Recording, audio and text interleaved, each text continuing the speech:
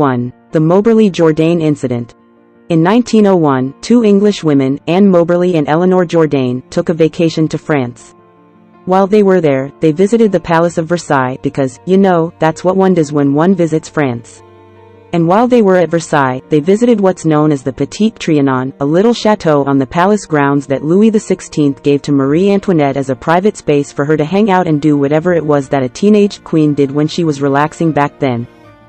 But while they were there, they claimed they saw some odd occurrences. They said they spotted people wearing anachronistic clothing, heard mysterious voices, and saw buildings and other structures that were no longer present and, indeed, hadn't existed since the late 1700s. Finally, they said they caught sight of Marie Antoinette herself, drawing in a sketchbook. They claim to have fallen into a time slip and been briefly transported back more than 100 years before being jolted back to the present by a tour guide. Did they really travel back in time? Probably not. Various explanations include everything from a folie à deux, basically a joint delusion, to a simple misinterpretation of what they actually saw. But for what it's worth, in 1911, roughly 10 years after what they said they had experienced occurred, the two women published a book about the whole thing under the names Elizabeth Morrison and Frances Lamont, simply called An Adventure. These days, it's available as The Ghosts of Trianon. Check it out, if you like. 2. The Mystery of John Titor. John Titor is perhaps the most famous person who claims he's time traveled. Trouble is, no one has heard from him for almost 17 years. Also, he claimed he came from the future. The story is long and involved, but the short version is this. He said that he had been sent back to 1975 in order to bring an IBM 5100 computer to his own time. He was just stopping in 2000 for a brief rest on his way back home. The computer, he said, was needed to debug various legacy computer programs in 2036 in order to combat a known problem similar to Y2K called the year 2038 problem. John didn't refer to it as such, but he said that Unix was going to have an issue in 2038, which is what we thought was going to happen back when the calendar ticked over from 1999 to 2000. Opinions are divided on whether John Titor was real. Some folks think he was the only real example of time travel we've ever seen, while others think it's one of the most enduring hoaxes we've ever seen. I fall on the side of hoax, but that's just me. 3. Project Pegasus and the Chrononauts. In 2011, Andrew D. Basiago and William Stillings stepped forward, claiming that they were former chrononauts who had worked with an alleged DARPA program called Project Pegasus. Project Pegasus, they said, had been developed in the 1970s. In 1980, they were taking a Mars training class at a community college in California, the college presumably functioning as a cover for the alleged program when they were picked to go to Mars. The mode of transport? Teleportation. It gets better, too. Basiago and Stillings also said that the then 19-year-old Barack Obama, whom they claimed was going by the name Barry Soetoro at the time, was also one of the students chosen to go to Mars. They said the teleportation occurred via something called a jump room. The White House has denied that Obama has ever been to Mars.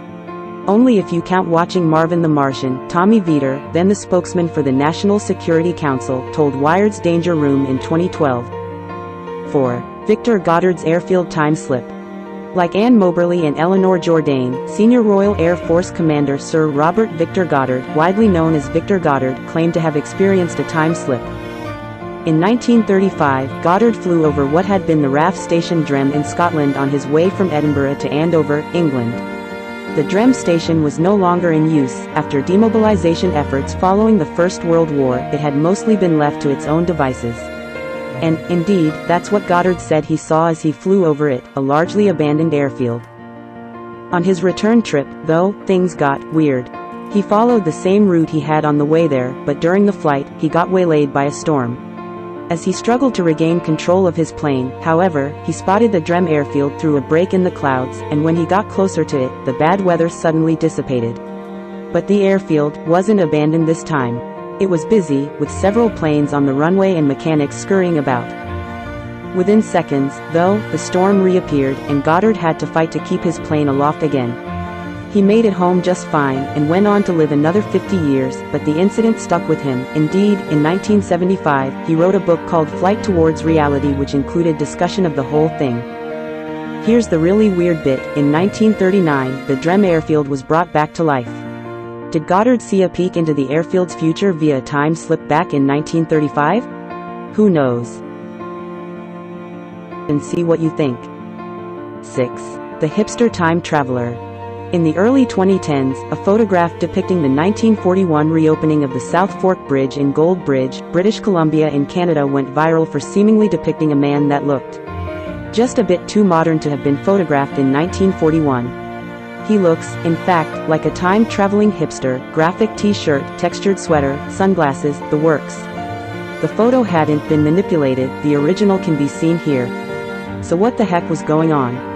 Well, Snopes has plenty of reasonable explanations for the man's appearance. Each item he's wearing, for example, could very easily have been acquired in 1941. Others have also backed up those facts. But the bottom line is that it's never been definitively debunked, so the idea that this photograph could depict a man from our time who had traveled back to 1941 persists. What do you think? 7. Father Ernetti's Chronovisor.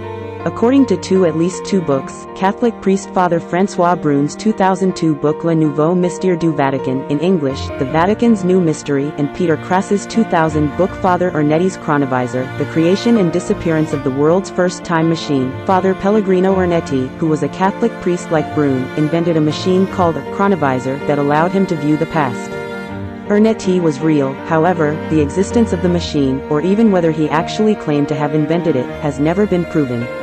Alas, he died in 1994, so we can't ask him, either. I mean, if we were ever able to find his chronovisor, maybe we could, but at that point, wouldn't we already have the information we need? I'm extremely skeptical of this story, by the way, but both Brun's and Crass's books swear up, down, left, and right that it's true, so, you be the judge.